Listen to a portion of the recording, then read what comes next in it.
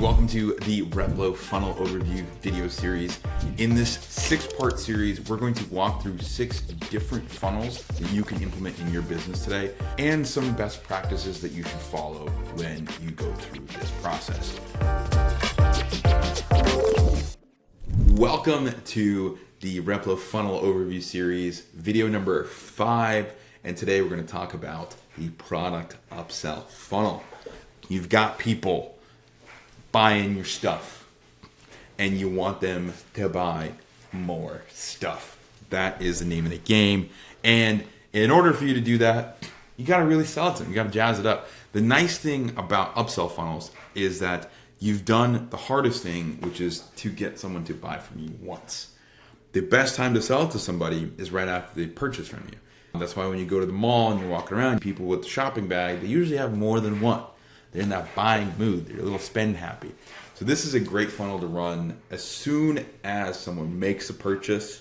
And then also it's a really great way to re-engage people, depending on the offers that you're running, to get them to come back and purchase. So we'll do a quick overview of the funnel, and then I'll go through best practices.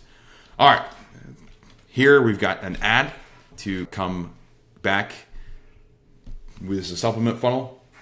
And we want to stack the value. So here's some gummies. So we're going to start with the ad. Another great way to kick off an upsell funnel is through email or SMS, and the SMS ones rip like crazy, especially when it's like a upgrade your order type of thing, if it's happened immediately after. So you've got your ad, this is your entry point, ad, email, whatever it is, but you want to get them to come back, then you're going to dump them into this PDP. And this is a little bit different of a PDP. This is a PDP merged with an offer page. And all of these value props. And this is a landing page, best practice page template if I ever saw one. You've got your social proof here in many different formats, the reviews, the number of people using it, very easy to digest headline, and then all of the key reasons why you should use your particular product.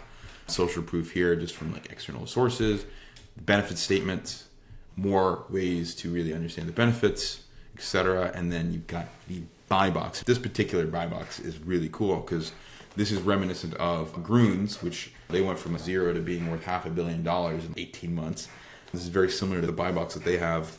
And this allows you to choose your offer. It's defaulting to subscription. You can do low sugar free, one person, 2 people. It's the value. It's like how many people are using it. It's a consumption-based mindset.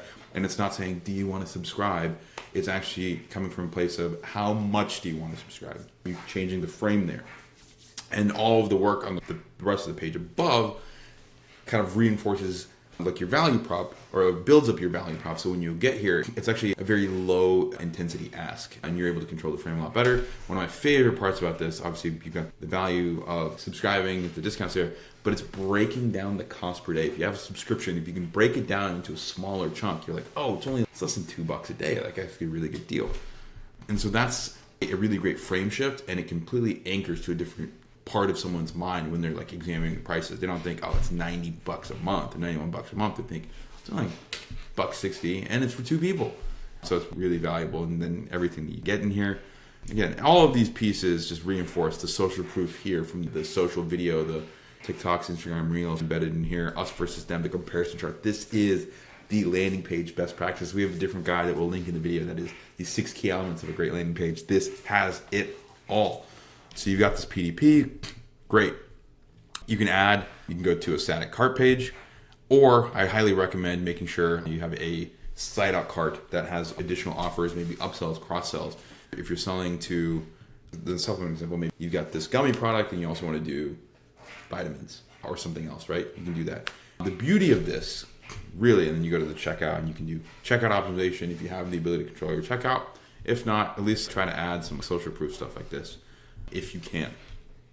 Now, the real value, this is a product upsell funnel.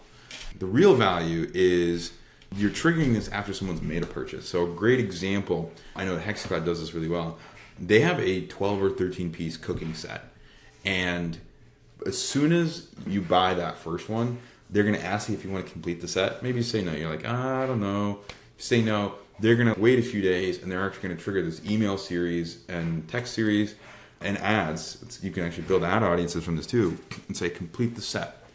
And they give a smoking offer. It's like normally $1,300 or something. I think it's like only $600, more to complete the set, and you're already spending a couple $100 on some of the stuff that they just sell. So it's like an incredible deal, and they just are able to just print customers from that, like people who weren't necessarily going to buy all of it at once. Now they're able to expand that revenue, and they're able to accelerate the timeline between that first and the second purchase. So they're building more recency and frequency and monetary value, the three key parts of Peter Fader LTV kind of expansion model. And they've got all three of those things supercharged in this, and that's like a great time to add this. Now, if this is a first purchase, and this funnel could be like the first purchase someone makes, the thing that I would do here, as soon as checkout's done, I would use a tool like Aftersell or Rebuy and anything that you can do post-purchase upsells, or Zipify. I've used Zipify in the past as well. And just say, hey, your order is not yet done. Would you like to upgrade and buy more of this? In the HexClad pots and pans example, complete your set. In this supplement example, and this is one of the most fundamental truths of supplements, the best offer that you can give them is more of the same, more of what they just bought. So they just bought a 1-pack of this gummy supplement. Say, hey, would you like a 3-month supply for 20% off? And you can test different offers and things. You can test other value stacks. Maybe, hey, do this and you get free shipping. Do this and you get XYZ gifts. That is really powerful to do. And that is like, you do it right after the purchase, you're gonna get people to buy. I was able to get essentially 20% of people to buy an additional shapewear bra on a shapewear bra offer that I was running. So people would buy one, and I think it was $60 or $70 for a single unit, and I would sell them a second or a third one in the post-purchase checkout for 20% off. And it was just an absolute ripper of a funnel, and it completely changed our ability to acquire customers, being able to do that. And so selling more of what you just bought works really well if you do it immediately after. And that's like the only thing that I would add to this particular funnel that we don't have visualized here. But as far as pages go, this is great. Everyone should have a page like this in their funnels and their website. This is just an absolute ripper of a page. I've seen countless brands use some version of this type of page, and just absolutely print money. So that's the product upsell funnel, all the different ways you can get into it, all the different things you should do. We hope that you install this ASAP. We'll see you in another video.